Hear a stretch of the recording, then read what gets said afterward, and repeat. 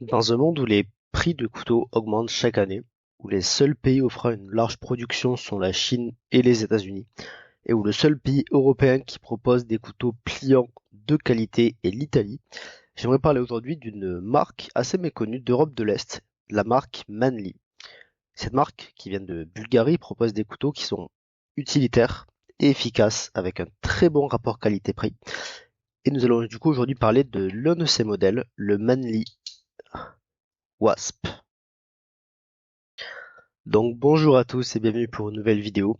Après avoir parlé de métallurgie, de traitement thermique et de géométrie de lame, un petit retour sur une présentation de couteau avec un modèle que j'aime tout particulièrement, donc ce Manly Wasp. Donc dans cette vidéo, on va tout d'abord présenter la marque Manly pour ceux qui ne la connaissent pas. On va ensuite parler des caractéristiques principales de ce couteau avant de rentrer dans le détail de ces différents éléments. Donc on va parler en détail de la lame, du mécanisme et du manche de ce couteau avant de conclure et je vous donne mon avis sur les différents points positifs et négatifs de ce couteau. Donc d'abord pour présenter la marque Manly, comme je l'ai dit en introduction, c'est une marque qui vient de Bulgarie, qui est basée à Sofia et qui est d'ailleurs soutenue par la marque Boker qui est une coutellerie et un fabricant de couteaux allemand. Manly y propose en tout 8 modèles différents, 4 modèles fixes, donc le Patriot, le Crafter, le Blaze et le Eagle, et 4 modèles pliants, le City, le Comrade, le Peak et du coup ce modèle Wasp que vous voyez à l'écran. De ce que j'ai vu sur une vidéo que je vais mettre dans la description, qui fait une visite de l'usine Manly, il y a une partie des étapes de production qui sont réalisées à la main. Et voilà, si je devais un petit peu résumer l'état d'esprit de la marque Manly, ce sont des couteaux qui sont simples au niveau du design, au niveau de la fabrication, mais qui sont bien finis et qui sont à des prix du coup assez accessibles par rapport à d'autres couteaux européens, comme ce qu'on peut avoir en Italie qui propose des couteaux assez chers au final. Il y a un soin tout particulier qui est apporté au traitement thermique des aciers qui sont tous faits sur le site de production, à la géométrie de la lame ainsi que à l'ergonomie et à l'efficacité générale du couteau. Ce qui est intéressant aussi avec Manly, c'est qu'il y a plusieurs aciers qui sont travaillés et il y a toujours au moins 2 aciers qui sont disponibles pour un même modèle. Donc ça permet vraiment aux gens de choisir l'acier qu'ils préfèrent ou alors de tester différents aciers sur une même lame pour comparer justement les différentes propriétés. Donc sur les fixes pardon, on va retrouver uniquement, je crois, le D2 et le RWL34, tandis que sur les pliants, on va avoir du D2, du 14C28N, du S90, du S35VN, ainsi que du Magna Cut. Alors je me permets de faire une petite remarque sur Manly parce que beaucoup, dont moi, pensaient que la marque était morte. Et du coup, par curiosité, je leur ai écrit un mail. En fait, il se trouve qu'ils ont eu pas mal de soucis avec la période Covid et qu'ils ont d'ailleurs changé de site de production et qu'il prépare, oh bah excusez-moi, qu'il prépare de nouveaux modèles à sortir très prochainement. Donc voilà, des petites informations un petit peu exclusives pour ceux qui n'ont pas entendu parler de cette marque depuis longtemps, c'est apparemment normal et on devrait avoir de leurs nouvelles prochainement. Donc maintenant, rentrons un peu plus dans le détail des caractéristiques de ce modèle Wasp, qui est selon moi le modèle le plus intéressant de la gamme. Ça reste mon avis bien sûr. Donc ce couteau c'est un petit costaud puisqu'il a une longueur totale de seulement 17 cm et une longueur de lame de 7,5 cm, donc c'est un petit couteau et une relativement petite lame. Par contre, on va avoir une épaisseur de lame de 2,7 mm au plus épais, donc à ce niveau-là. On voit que l'épaisseur s'affine au fur et à mesure qu'on se rapproche de la pointe. Malgré cette aire de couteau qui est assez épais, assez costaud, vu qu'on a quasiment que du G10 pour former le manche, on a un poids qui est de seulement 80 grammes. Donc c'est assez pour sentir qu'on a un couteau costaud dans la poche, mais ça reste assez léger pour que justement dans la poche, on ne sente pas un poids à traîner. Donc c'est plutôt un bon compromis je trouve. Ce couteau il est disponible en deux aciers principalement, en 14C28N et S90, donc le modèle que je possède est en S90. Et comme vous pouvez le voir, il y a un petit logo que peut-être certains d'entre vous connaissent, qui est un forum de coutellerie, qui s'appelle NeoCézen, je crois. Alors je ne suis pas membre personnellement, parce que c'est un couteau que j'ai acheté d'occasion, mais qui a été fabriqué par ce forum pour les membres actifs de celui-ci. Du coup, c'est une version un petit peu spéciale avec du G10 rouge, du S90V. Et on n'a pas un onglet, vous savez, sur l'ongle pour ouvrir la lame, comme on peut avoir par exemple sur ce Giant Mouse Farley, où on a le petit onglet ici. Cette version du coup ne le possède pas et je suis très content d'avoir réussi à choper celle-ci d'occasion parce que je l'aime beaucoup dans cette configuration justement. Concernant le prix de la version S90, neuf, on est à 70 €. Donc ça reste, je pense que c'est le couteau le moins cher équipé de cet acier que j'ai jamais vu. En général, on le trouve sur des couteaux qui sont beaucoup plus chers, au-delà des 150 €, voire même encore plus haut. Je pense pas avoir déjà vu des couteaux plus bas équipés de S90. Je pense notamment au Benchmade Bugout, qui est donc en version carbone équipé de S90, qui à l'époque coûtait 250 €, mais qui maintenant je crois en coûte plus de 280. Donc pour vous dire à quel point les rapports qualité-prix sont intéressants sur ces couteaux, puisqu'on va trouver même du Magna Cut pour à peu près 80 €, je crois, quelque chose comme ça. Donc voilà, des prix très accessibles sur ces modèles. Maintenant, on parle plus en détail des différentes parties de ce couteau, en commençant par la lame. Le point sur lequel j'aimerais mettre l'accent, c'est vraiment la géométrie. Et vous savez à quel point je pense que c'est important la géométrie. J'invite à voir ma vidéo où je parle de géométrie de lame, justement, pour comprendre à quel point c'est l'élément le plus important sur un couteau au final. Puisqu'on va voir ici en fait une géométrie de lame qui est pensée et faite pour la coupe. On a une très haute hauteur de lame en comparaison à la taille de la lame bien sûr.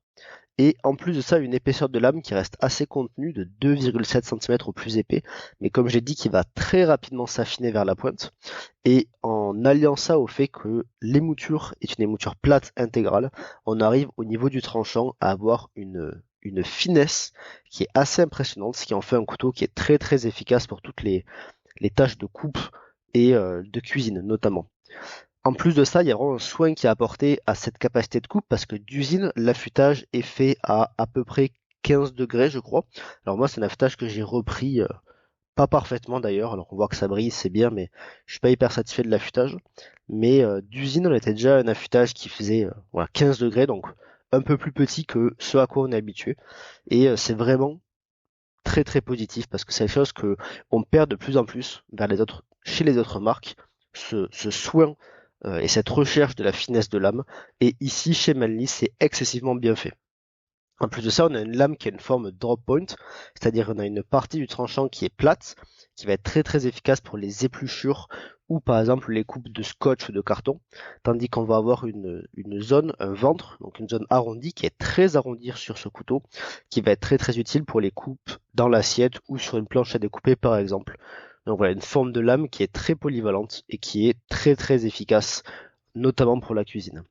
Et en plus de ça, donc, ce couteau est équipé d'un acier S90V, qui est un acier issu de la métallurgie des poudres, qui est un très bon inox, qui a une très bonne dureté et une très bonne tenue de tranchant. Son point faible, c'est sa résilience qui est assez mauvaise, mais je pense que c'est un acier qui est vraiment très adapté aux tâches alimentaires justement. Le 14C28N, qui est l'autre option pour ce couteau, est aussi selon moi un excellent choix pour les coupes alimentaires. Donc voilà, pour moi c'est vraiment un acier qui a une logique et qui a été fait pour une raison. Et tout ça je le trouve très positif. Maintenant, pour parler du mécanisme, alors c'est un couteau qui s'ouvre, comme je l'ai dit, notamment normalement avec l'encoche pour l'ongle. Mais en fait, sur ce couteau, on n'a pas besoin parce qu'on a quand même pas mal de lames qui dépassent et du coup, c'est assez facile de l'ouvrir euh, à deux mains, comme n'importe quel autre couteau. Alors, le ressort est assez difficile. Vous m'avez vu, j'ai dû changer de position. Le nom de la marque, c'est Manly. En anglais, ça veut dire masculin. Donc, du coup, il faut des ressorts qui soient galères à ouvrir, on va dire. Bon, moi ça me dérange pas, ça apporte de la sécurité et ça apporte un ressenti un petit peu voilà, d'un couteau costaud, on va dire. Un point qui est assez marrant sur ce couteau, vous l'avez peut-être vu, c'est qu'en fait on a quatre positions stables sur ce ressort. C'est-à-dire que si je le ferme, vous allez voir le couteau qui va s'arrêter à quatre positions différentes. Et ça c'est quelque chose qu'on voit pas souvent. D'habitude on est plutôt habitué à voir, par exemple sur ce couteau de Loïc Chopin, où on n'a pas de point d'arrêt sur le trajet du ressort. Le couteau s'ouvre et se ferme en une seule fois, ce qui est plus simple, je suppose, à fabriquer. Mais c'est vrai qu'au niveau sécurité, on peut avoir le ressort qui referme le couteau sur nos doigts. C'est pour ça que beaucoup plus souvent, comme sur ce Giant Mouse Farley, on va avoir en fait simplement un point où la lame va s'arrêter au milieu de la course, ce qui fait que quand on le ferme, vous voyez qu'ici le ressort ne tombe pas sur la main, il s'arrête au milieu. C'est le cas aussi par exemple sur ce petit couteau de Julien Maria que j'avais acheté à Nontron il y a quelques années, où on a ici, vous voyez aussi une sécurité pour arrêter la lame au milieu de la course, ce que je trouve, ce qui est assez démocratisé, disons. Mais voilà, ici on a 4 positions, je trouve ça assez rigolo. Je sais pas vraiment l'utilité particulière pour ça. Si quelqu'un a une explication, je suis preneur. Et une petite remarque aussi sur le fait d'enlever l'onglet pour l'ongle. Certains peuvent se dire que c'est plus galère d'ouvrir le couteau. Alors moi, je n'utilise jamais mes ongles parce que j'en ai pas beaucoup et je trouve ça assez douloureux et pas pratique. Mais c'est vrai que ça peut être pratique de mettre la peau du pouce dans cet onglet pour ouvrir le couteau. C'est le cas notamment de ce Gentleman's Folly qui est assez difficile à ouvrir. Mais il faut savoir que cet onglet, il est souvent fait en tapant sur la lame pour creuser le métal. Et du coup, c'est un point de fragilité mécanique, disons, sur la lame. Et du coup, je pense que c'est pour cette raison qu'il n'a pas été mis sur ce couteau pour éviter d'avoir cette fragilité supplémentaire qui n'apporte pas grand-chose au niveau de l'ergonomie du couteau. Enfin, pour finir, on va parler du manche de ce couteau qui est donc fait en G10 rouge, qui a un aspect qui est assez brut, ce qui fait qu'on a beaucoup de grip quand on a ce couteau en main. C'est assez agréable d'ailleurs, je préfère ça aux G10 qui sont très lisses qu'on a d'habitude. Moi, je trouve ça assez agréable ce côté très rugueux qui gratte sur l'ongle. Et d'ailleurs, le manche en général est assez rustique. Si on le voit aux vis, ce sont même pas des vis Torx, c'est des vis avec des vis hexagonales. Si on regarde la vis de pivot, on dirait une vis qu'on met sur n'importe quel truc industriel, pas forcément sur un couteau. C'est pas très travaillé les vis. Quand on voit aussi le contour du manche, on voit que c'est pas très arrondi. Les angles sont pas vraiment chanfreinés. C'est un manche qui est assez rustique.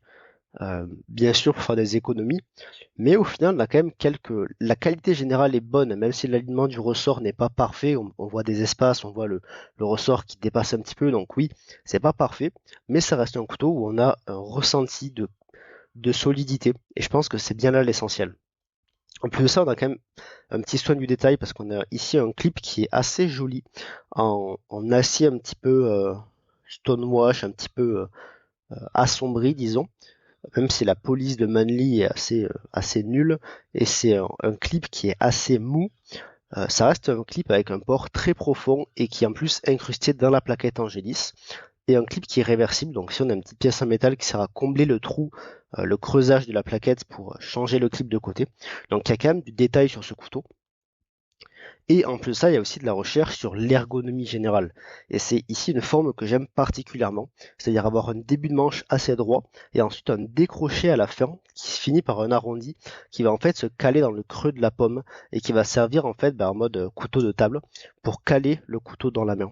Et en plus de ça, on a cette petite encoche entre guillemets pour mettre ses doigts à l'arrière du couteau et en fait on a une position qui est très naturelle et très ergonomique et même s'il fallait prendre un couteau à pleine main, c'est un couteau qui grâce à sa forme un petit peu rectangulaire est très agréable, même si moi personnellement je conseille d'enlever le clip parce qu'en fait il est tellement profond qu'il rentre dans la paume de la main, je le trouve assez dérangeant.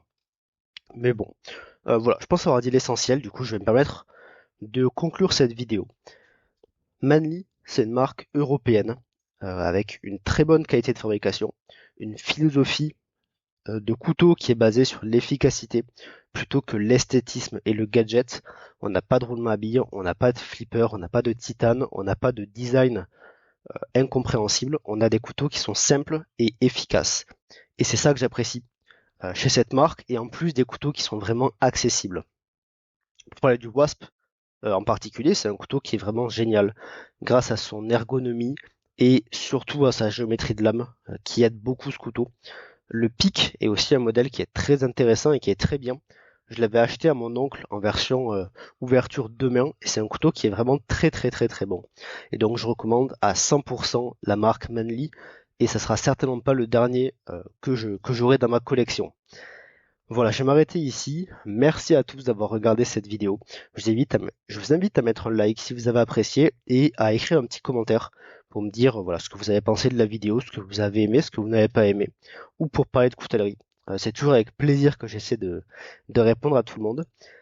Si vous avez apprécié, vous pouvez aussi vous abonner à cette chaîne ainsi qu'à mes réseaux sociaux pour rester informé des différentes sorties. À noter qu'il n'y aura pas de vidéo pendant les 2 prochaines semaines, car je ne suis pas disponible. Voilà, je vais m'arrêter ici. Merci à tous d'avoir regardé. On se retrouve la prochaine fois pour une nouvelle présentation de couteau. Merci à vous et au revoir.